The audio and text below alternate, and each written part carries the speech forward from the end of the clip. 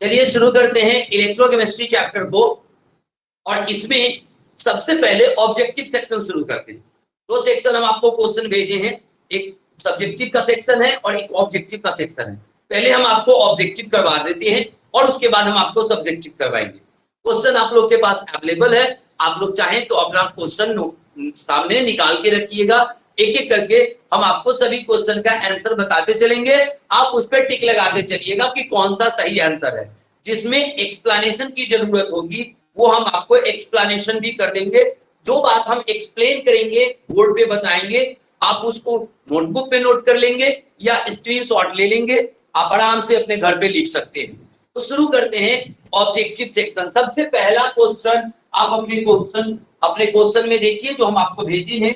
पहला क्वेश्चन कहता है in galvanic cell anode is. Galvanic cell में एनोड क्या होता है? तो आपको ये बात ध्यान रखना है, ये बात आप लोग ध्यान रखिएगा। नोट में दो तरह के सेल होते हैं, एक होते हैं इलेक्ट्रोलिटिक सेल, इलेक्ट्रोलिटिक सेल, और दूसरा होता है इलेक्ट्रोकेमिकल सेल।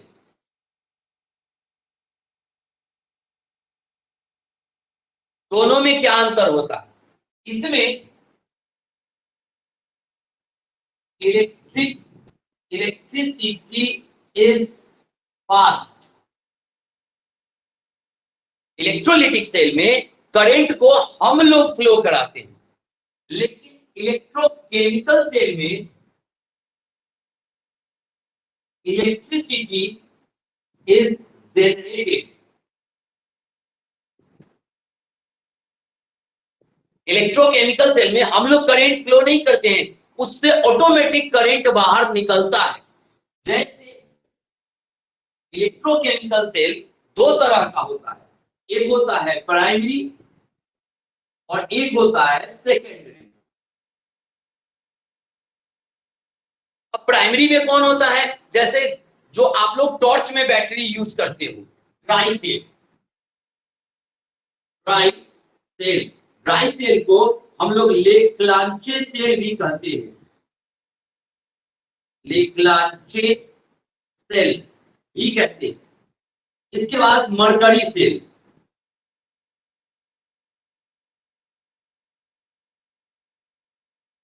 मरकरी सेल कौन सा होता है? आप लोग देखे होंगे घड़ी में एगो ननकी छोटकी गोल्की बैटरी होता है, हैंड वॉच वगैरह में होता है, या छोटे छोटे खिलौना में होता है, छोटा सा गोल रंग का घड़ी बैटरी होता है, वो होता है मरकरी सेल। टॉर्च में जो हम लोग बैटरी यूज करते हैं वो होता है लेक्लांचे सेल, जिसको हम लोग ड्राई सेल भी कहते हैं। सेकेंडरी सेल में कौन होता है? जो घर में आप लोग यूज करते हैं इन्वर्टर वाला बैटरी, लेड एक्यूमुलेटर सेल, या इसको लेड स्टोरेज सेल भी कहते हैं। स्टोरेज सेल या लेड एक्यूमुलेटर सेल ये भी कहा जाता है। इसके अलावा तो आप लोग मोबाइल वगैरह में यूज करते हैं nickel cadmium cell, nickel cadmium cell. इसके अलावा लिथियम आयन सेल। ये सब क्या होते हैं? सेकेंडरी सेल होते हैं। ये सब क्या होते हैं? प्राइमरी सेल होते हैं। प्राइमरी सेल क्या होता है? जिसको दोबारा चार्ज नहीं कर सकते, can not recharge, can not recharge, जिसको दोबारा रिचार्ज नहीं कर सकते, एक बार यूज करो उसके बाद उसको फेंक दो। और सेकेंडरी सेल क्या होता है? जिसको रिचार्ज कर सकते हैं, may be recharge, may be recharge, जिसको दोबारा चार्ज किया जा सकता है। जैसे इन्वर्टर का बैटरी आप लोग यूज करते हो, फिर चार्ज भी कर सकते हो। मोबाइल का बैटरी दोबारा चार्ज भी हो सकता है। तो वो सब क्या होते हैं? सेकेंडरी सेल होते हैं। तो इस तरह से दो तरह के सेल हम आपको बता दिए। पहला इलेक्ट्रोलिटिक सेल, जिसमें करंट हम लोग फ्लो करते हैं, उसमें से करंट नहीं निकलता है, बाहर से करंट अंदर फ्लो किया जाता है, वो होता है इलेक्ट्रोलिटिक सेल। दूसरा इलेक्ट्रोकेमिकल सेल, जिसमें केमिकल रिएक्शन होता है और रिएक्शन के कारण करंट ऑटोमेटिक बाहर आता है, वो होता है इलेक्ट्रोकेमिकल सेल। ये इलेक्ट्रोकेमिकल सेल दो तरह का होता है, प्राइमरी जिसको दोबारा चार्ज नहीं कर सकते हैं, सेकेंडरी जिसको दोबारा चार्ज कर सकते हैं। एग्जांपल क्या होगा प्राइमरी में, जैसे dry cell, lead cell, mercury cell. Secondary में क्या होगा, लेड स्टोरेज सेल, इन्वर्टर का battery, nickel cadmium cell, lithium ion cell, mobile का बैटरी। तो इस तरह से ये दो तरह के सेल हम आपको पढ़ाए। अब इसमें समझने वाली बात जो है वो ये है, ध्यान से समझना, कि जिसमें करंट हम लोग फ्लो कराएंगे, ध्यान से समझो, इस बात को समझना बहुत इंपॉर्टेंट है। जिसमें करंट कौन फ्लो कराएगा, हम लोग करंट फ्लो कराएंगे, बाहर से करंट को फ्लो किया जाएगा। उसमें प्लस को कहा जाता है एनोड और माइनस को कहा जाता है कैथोड। ये याद रखना, करंट अगर आप फ्लो कराओगे तो प्लस को कहोगे एनोड और माइनस को कहोगे कैथोड। लेकिन अगर करंट अंदर से बाहर आ रहा है, यानी प्रक्रिया पलट गई, इसकी तुलना में ये प्रक्रिया क्या आ गया, पलट गया। इसमें करंट हम फ्लो करा रहे थे और इसमें से ऑटोमेटिक करंट बाहर निकल रहा था, तो प्रक्रिया चूंकि पलट गई तो चिन्ह भी क्या हो जाएगा, पलट जाएगा। यानी इलेक्ट्रोकेमिकल सेल में माइनस वाले को कहा जाएगा एनोड और प्लस वाले को कहा जाएगा कैथोड। यहाँ पे स्टूडेंट बहुत कंफ्यूज करता है एनोड और कैथोड में। बुक जब पढ़ता है ना तो कभी एनोड को कभी एनोड को माइनस करता है। स्टूडेंट को ये कि एनोड प्लस है या माइनस, तो इस बात को ध्यान रखना। करंट अगर आप फ्लो कराओगे, अगर आप करंट फ्लो कराओगे तो एनोड प्लस होगा, लेकिन अगर किसी इंस्ट्रूमेंट से करंट ऑटोमेटिक बाहर आ रहा है तो वो एनोड माइनस होगा। यानी जितने भी तरह का बैटरी यूज करते हो, ठीक है, घड़ी का बैटरी, टॉर्च का बैटरी, मोबाइल का बैटरी, इन्वर्टर का बैटरी, इन सभी में एनोड होता है माइनस और कैथोड होता है प्लस। अब गैल्वेनिक सेल भी एक तरह का क्या है, इलेक्ट्रोकेमिकल सेल है। गैल्वेनिक सेल या डेनियल सेल या वोल्टेइक सेल, ये सब क्या है, एक तरह का क्या है, इलेक्ट्रोकेमिकल सेल है। तो अगर आपको कोई भी पूछ सकता है क्वेश्चन में, जो पहला क्वेश्चन है उसमें आपको क्वेश्चन पूछ रहा है कि गैल्वेनिक सेल में एनोड क्या है, प्लस, माइनस या कोई नहीं, तो आपका क्या होगा आंसर, गैल्वेनिक सेल में एनोड क्या होगा, माइनस होगा। यानी ऑप्शन में देखो, पहला के ऑप्शन में ए नंबर में कहता है निगेटिव, यानी आपका यही आंसर है। गैल्वेनिक सेल में एनोड क्या होता है, निगेटिव, तो पहला का टिक मारो, आंसर होगा ए नंबर। Is that clear? ये आपका इंपॉर्टेंट है, इससे आपका क्वेश्चन पकड़ा जाएगा। अगर गैल्वेनिक सेल के जगह इलेक्ट्रोलिटिक सेल पूछे तो एनोड माइनस नहीं होगा, प्लस हो जाएगा। और आपको क्वेश्चन में गैल्वेनिक सेल पूछ रहा है, इन केस अगर गैल्वेनिक सेल के जगह लेड स्टोरेज सेल पूछ दे या डेनियल सेल पूछ दे या लेग्रांजे सेल पूछ दे, कंफ्यूज नहीं करना। जितने भी इलेक्ट्रोकेमिकल सेल हैं उन सब में एनोड माइनस होता है और कैथोड प्लस होता है। और जो इलेक्ट्रोलिटिक सेल है इसमें कोई टाइप नहीं होगा, इलेक्ट्रोलिटिक सेल में कोई टाइप नहीं होता है, इलेक्ट्रोलिटिक सेल को इलेक्ट्रोलिटिक सेल ही कहते हैं।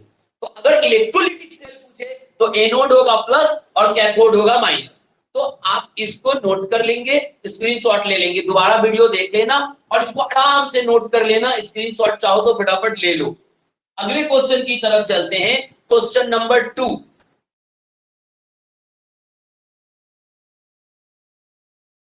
इसको मिटा रहे हैं और क्वेश्चन नंबर 2 बताने जा रहे हैं। आप आंसर पे टिक मारते चलना, पहला का आंसर ए हो गया है।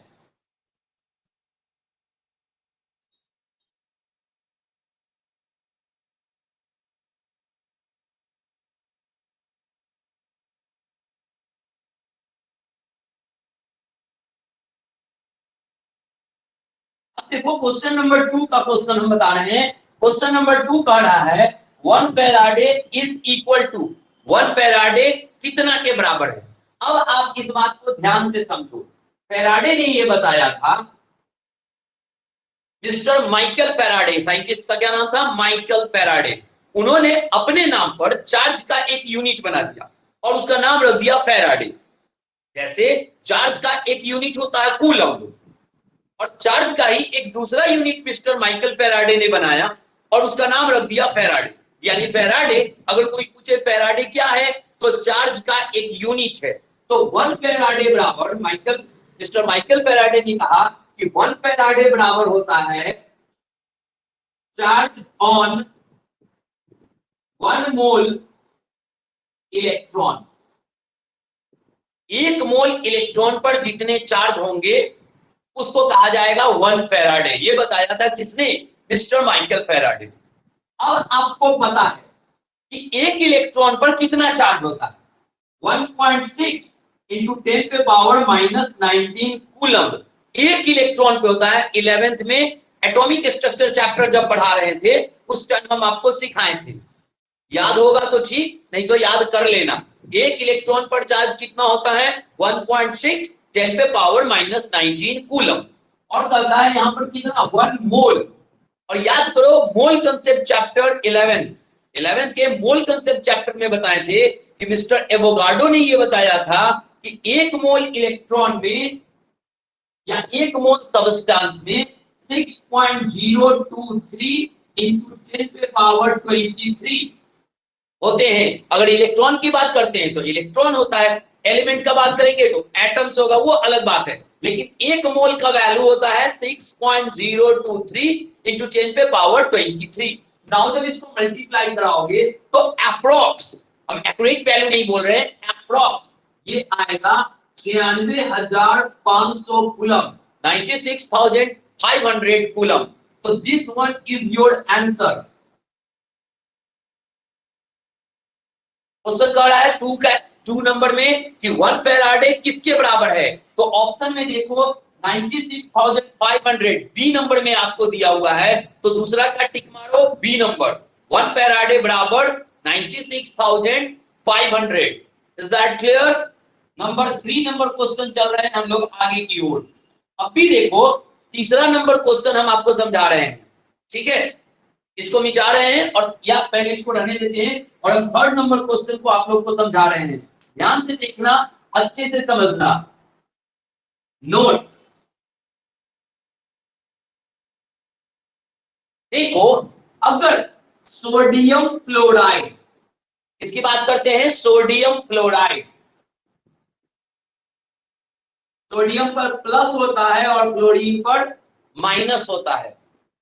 अगर इसको पिघला दिया जाए, क्या कर दिया जाए, पिघला दिया जाए, और इसमें करंट फ्लो किया जाए, सोडियम फ्लोराइड को पिघला दो और उसमें क्या करो, करंट फ्लो करो। तो ध्यान सुनो, हम क्या बोल रहे हैं कि करंट फ्लो करो। अगर आप करंट फ्लो कर रहे हो तो प्लस को क्या कहेंगे और माइनस को क्या कहेंगे, आप बताओ।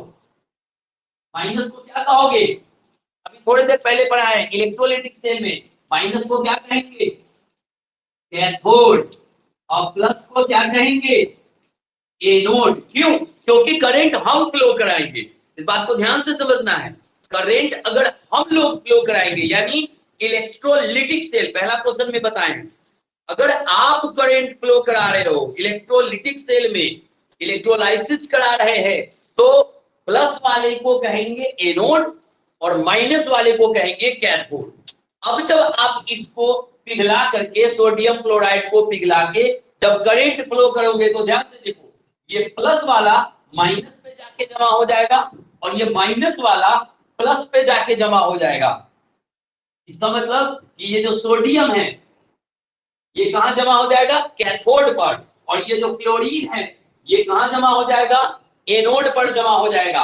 पहली बात। अब दूसरी बात, अगर बात करते हैं एक्वस, एक्वस NaF, तो जैसे ही वर्ड हो गया एक्वस, मतलब उसमें क्या मिला हुआ है, पानी मिला हुआ है, पानी का सॉल्यूशन है ना, कि सोडियम क्लोराइड को किस में डिसॉल्व कर दिए हैं, पानी में डिसॉल्व कर दिए हैं। तो जैसे ही एक्वस बोल दिए, यहाँ पे H2O आ गया और अगर H2O आ गया तो H plus OH minus, Na plus और F माइनस। अब जब इसमें करंट फ्लो करोगे तो ध्यान से देखो, जब इसमें हम लोग करंट फ्लो करेंगे तो ये जो H प्लस है हाइड्रोजन, ये कैथोड पर, प्लस वाला कहां आएगा, माइनस पर, यानी हाइड्रोजन कैथोड पर क्या आएगा, हाइड्रोजन। और ये जो माइनस वाला है क्लोरीन, ये जाएगा एनोड पर, यानी हाइड्रोजन और क्लोरीन। एक्वस NaF का करोगे इलेक्ट्रोलिसिस तो बनेगा हाइड्रोजन और फ्लोरीन। और तीसरा कंडीशन ध्यान से देखना, थर्ड वन, डाइल्यूट NaF। जैसे ही कर दिए ना डाइल्यूट, जैसे ही आप कर दिए कि डाइल्यूट है, इसका मतलब सोडियम क्लोराइड बहुत ही कम मात्रा में, ज्यादा मात्रा में क्या है, पानी, यानी 90% पानी और 10% सोडियम क्लोराइड, या यूं कहो कि 90% से ज्यादा पानी और 10% से कम क्लोरीन, यानी जब पानी की मात्रा अधिक हो और सोडियम क्लोराइड की मात्रा बहुत कम हो तो वो क्या कहलाएगा, डाइल्यूट सॉल्यूशन कहलाएगा। और अगर डाइल्यूट सॉल्यूशन है तो सोडियम क्लोराइड कुछ नहीं करेगा, सोडियम क्लोराइड कुछ नहीं करेगा, जो करेगा वो कौन करेगा, वाटर, H2O। तो अगर H2O काम करेगा तो H चला जाएगा किस पर, माइनस वाले पर, H2, और O चला जाएगा किस पर, एनोड वाले पर, O2। तो अब ये बात आपको समझ में आएगा, ध्यान से समझो। क्वेश्चन में आपको घुमा फिरा के क्वेश्चन पूछेगा बोर्ड के एग्जाम में। हम आपको स्ट्रेट क्वेश्चन लिखाए हैं, लेकिन क्वेश्चन थोड़ा बहुत बदल दे सकता है, मे बी पॉसिबल। इसीलिए हम आपको हर पॉसिबिलिटी, हर प्रोबेबिलिटी के बारे में बताते हैं कि अगर ऐसा पूछ दिया तो क्या आंसर दोगे, अगर वैसा पूछ दिया तो क्या आंसर दोगे। इसलिए हम हर प्रोबेबिलिटी के बारे में आपको समझाने चाह रहे हैं। तो अगर समझो, अगर आपको कहता है मोल्टेन NaF से क्या प्राप्त होगा, तो आपको प्राप्त होगा सोडियम और क्लोरीन। अगर कहता है एक्वस NaF क्या प्राप्त होगा, तो आपको प्राप्त होगा हाइड्रोजन और क्लोरीन। और अगर कहे डाइल्यूट NaF, इस डाइल्यूट वाले में ध्यान रखना, डाइल्यूट NaF कहे, डाइल्यूट H2SO4 कहे, डाइल्यूट NaCl कहे, किसी भी इलेक्ट्रोलाइट का अगर डाइल्यूट सॉल्यूशन कहता है, answer must be constant, answer हमेशा फिक्स होगा। क्या बनेगा, हाइड्रोजन और ऑक्सीजन बनेगा। तो थर्ड नंबर जो क्वेश्चन है, अगर आप उसको पढ़ें तो उसमें कहता है कि डाइल्यूट सोडियम क्लोराइड का इलेक्ट्रोलाइसिस करते हैं, क्या बनता है, तो आंसर होगा hydrogen and oxygen. Option number कितने में आपका दिया हुआ है, ऑप्शन नंबर डी में दिया हुआ है, तो इसका आप आंसर ठीक कर लो, answer number D, ABC D number, D बोल रहे हैं, चौथा नंबर आंसर है इसका हाइड्रोजन और ऑक्सीजन। डाइल्यूट NaF को जब इलेक्ट्रोलिसिस कराएंगे, मतलब उससे करंट फ्लो करेंगे, तो क्या बनेगा, हाइड्रोजन और ऑक्सीजन बनेगा। क्वेश्चन नंबर 3 का आंसर है डी नंबर। उम्मीद करते हैं कि आपको समझ में आया होगा। आप इसका स्क्रीनशॉट ले लेना, अपने कॉपी पर नोट में करके इसको नोट कर लेना। मे बी कहीं अगर डाइल्यूट के जगह एक्वस पूछ दे तो आंसर ये वाला हो जाएगा, और अगर उसके जगह मोल्टेन NaF पूछ ले तो आंसर ये वाला हो जाएगा, कंफ्यूज नहीं करना। हम तीनों प्रोबेबिलिटी आपको बता चुके हैं। अब क्वेश्चन नंबर 4 की तरफ चलते हैं, ध्यान से देखो।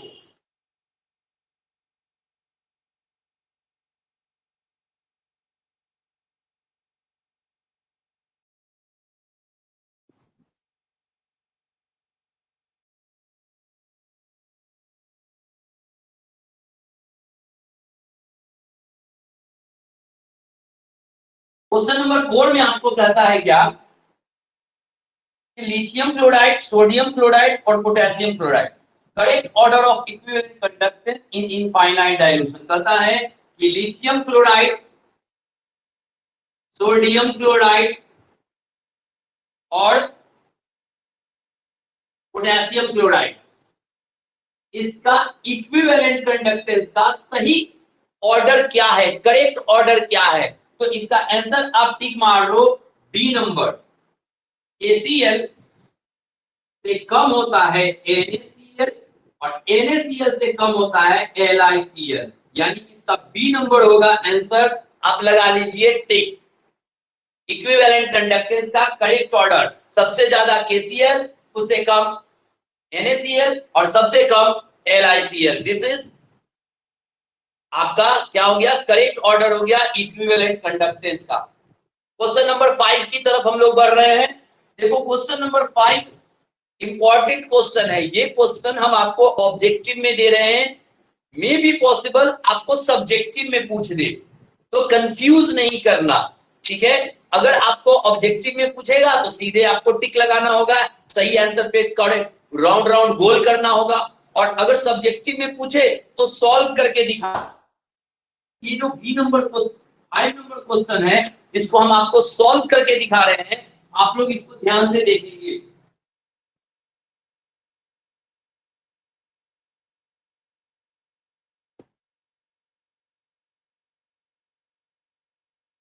क्वेश्चन नंबर 5 कहता है क्या, the equivalent conductance of saturated solution of BaSO4। इसका BaSO4 का ध्यान से देखना इस बात को, कहता है इसका इक्विवेलेंट कंडक्टेंस को इससे रिप्रेजेंट करते हैं, ठीक है, यानी किससे, लैम्डा से, कैपिटल लैम्डा इससे रिप्रेजेंट करते हैं, और इसका वैल्यू आपको दिया हुआ है कितना, 400 ohm inverse centimetre square equivalent inverse. ये आपका दे दिया है क्या, इक्विवेलेंट कंडक्टेंस। अब आप सोचोगे ना कि इक्विवेलेंट कंडक्टेंस क्या होता है, तो पता ही नहीं है, तो इंतजार करो, जब हम आपको सब्जेक्टिव सेक्शन शुरू करेंगे उसमें ये सारे डेफिनेशंस पढ़ाएंगे कि इक्विवेलेंट कंडक्टेंस क्या होता है, मोलर कंडक्टेंस क्या होता है, स्पेसिफिक कंडक्टेंस क्या होता है, ये सब हम आपको जब सब्जेक्टिव सेक्शन शुरू करेंगे उसमें हम आपको पढ़ाएंगे।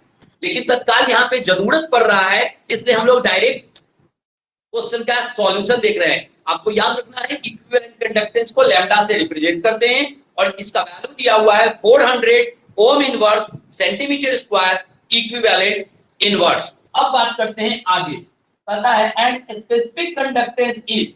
अब स्पेसिफिक कंडक्टेंस दे रहा है आपको, स्पेसिफिक कंडक्टेंस इसको रिप्रेजेंट करते हैं कप्पा से। क्या करते हैं, किसे रिप्रेजेंट करते हैं, कप्पा से, और इसका वैल्यू आपको दिया हुआ है कितना, 8 × 10⁻⁵ ओम इनवर्स सेंटीमीटर इनवर्स, ये दिया हुआ है। कहता है कि the KSP of the solution is, KSP आपको कैलकुलेट करना है। तो KSP निकालने का आप याद रखना फॉर्मूला होता है मोलरिटी का स्क्वायर कर देंगे हम लोग, ठीक है, मोलरिटी का क्या कर देंगे, स्क्वायर कर देंगे। तो इसका मतलब पहले हम लोगों को क्या निकालना होगा, मोलरिटी निकालना होगा। ध्यान से देखो, अब फॉर्मूला लैम्डा का फॉर्मूला होता है कप्पा इंटू 1000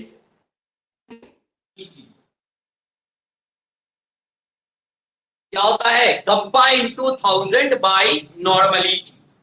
तो नॉर्मलिटी क्या हो जाएगा,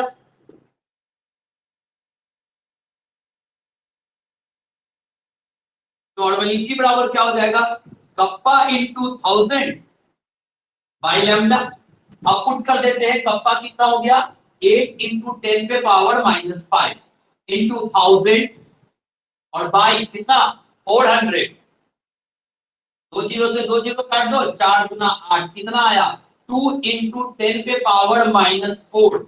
ये क्या आ गया आपका, नॉर्मलिटी आ गया। क्या आ गया, नॉर्मलिटी। लेकिन आपको नॉर्मलिटी नहीं चाहिए, आपको क्या चाहिए, मोलरिटी चाहिए। क्या चाहिए, मोलरिटी। और सॉल्यूशन का जो कंसंट्रेशन चैप्टर हम लोग पढ़ते थे 11th में, जब हम लोग आपको कंसंट्रेशन पढ़े थे, या 12th का जो मेन थ्योरी जब पढ़ रहे थे, उसमें हम आप लोगों को जब नॉर्मलिटी, मोलरिटी सब पढ़ाए थे, उस वक्त एक फॉर्मूला पढ़ाए थे, याद रखना, मोलरिटी बराबर हो जाएगा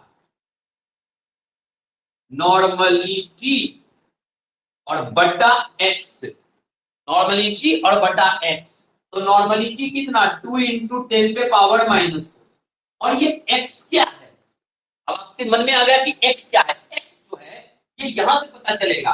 देखो SO4 पर चार्ज होता है -2, तो Ba पर चार्ज होगा कितना, +2, यानी X का वैल्यू हो गया 2, जो चार्ज हो रहा है Ba पर +2 और SO4 पर -2, तो एक्चुअली चार्ज कितना हो रहा है 2, इसलिए बटा में हम कर देंगे कितना 2। अब ये 2 से 2 क्या हो गया, कैंसिल, 10 पे power -4 m, this is your molarity. लेकिन क्वेश्चन मोलरिटी निकालने के लिए नहीं कहता है, KSP निकालने के लिए कहता है, KSP। तो इसका फॉर्मूला याद रखना, मोलरिटी का हम लोग स्क्वायर कर देंगे, मोलरिटी का स्क्वायर। तो मोलरिटी कितना आया है 10 पे पावर -4, इसका स्क्वायर यानी 10 पे power -8 m square is your answer. देखो फाइनली आंसर आ चुका है, यानी आपको ऑप्शन में देखो क्वेश्चन नंबर 5 का ऑप्शन में बी नंबर, ये क्या नंबर ऑप्शन में है, बी नंबर ऑप्शन में है, होगा बी नंबर, 10 पे power -8 m square is your correct answer. Objective में पूछेगा सीधे टिक लगा देना 10 पे पावर -8 m स्क्वायर पर, और अगर सब्जेक्टिव में क्वेश्चन पूछेगा तो इस तरह से पूरा सॉल्व करके आपको दिखाना पड़ेगा और आंसर निकाल के दिखाना पड़ेगा। और इसमें आपको जो फॉर्मूला काम आएगा, ये कौन कौन से 3 फॉर्मूला आपको काम आएंगे जो याद रखना है। पहला फॉर्मूला ये वाला, दूसरा फॉर्मूला ये वाला, और तीसरा फॉर्मूला ये वाला। ये 3 फॉर्मूला ध्यान में रखोगे और क्वेश्चन आपका सॉल्व हो जाएगा। तो उम्मीद करते हैं कि ये आपको समझ में आ गया होगा। आप इसको स्क्रीनशॉट ले लो, घर पर आराम से उतार लेना कॉपी पर। नंबर 6 की ओर ले चल रहे हैं, तो इसको मिटा रहे हैं और 6 बता रहे हैं। क्या तैयार है सब लोग, ध्यान से देखेंगे क्वेश्चन नंबर 6।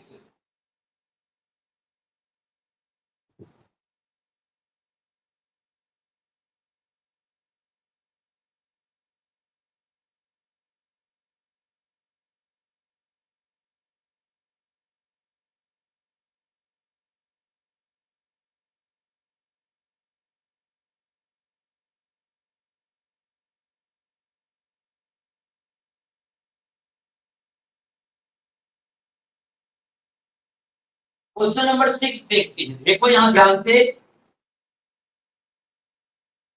इस तरह से आपको क्वेश्चन दिया हुआ है, OH OH, और ये ब्रेक करके आप इसमें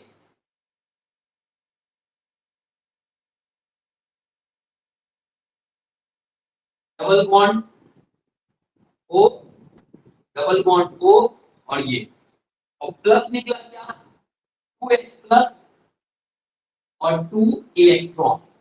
ठीक है, आपको इसमें E नॉट दिया हुआ है, E नॉट बराबर दिया है 1.30 वोल्ट, और क्वेश्चन कह रहा है पोटेंशियल कैलकुलेट करने के लिए, क्या निकालने के लिए कहता है, इलेक्ट्रोड पोटेंशियल, इलेक्ट्रोड पोटेंशियल यानी E कैलकुलेट करने के लिए कहता है आपको। ये है आपका क्वेश्चन। तो आंसर अब समझो, आंसर आंसर हो जाएगा आपका, एक फॉर्मूला याद रखना है इसके लिए, ई नॉट प्लस 0.0591 और पीएच। तो ई नॉट कितना दिया है 1.30, 0.0591 और इनटू पीएच का वैल्यू, यहाँ पे जो H प्लस है यहाँ पे 2 लगा है, तो हम लोग यहाँ यूज करेंगे 2, तो कितना हो जाएगा 1.30, और इसको गुना कर दो, 2 9 दूनी 18 के 18 से ले 5 दूनी 10 और 1 11, 0.1182। आपका फाइनली आंसर आ जाएगा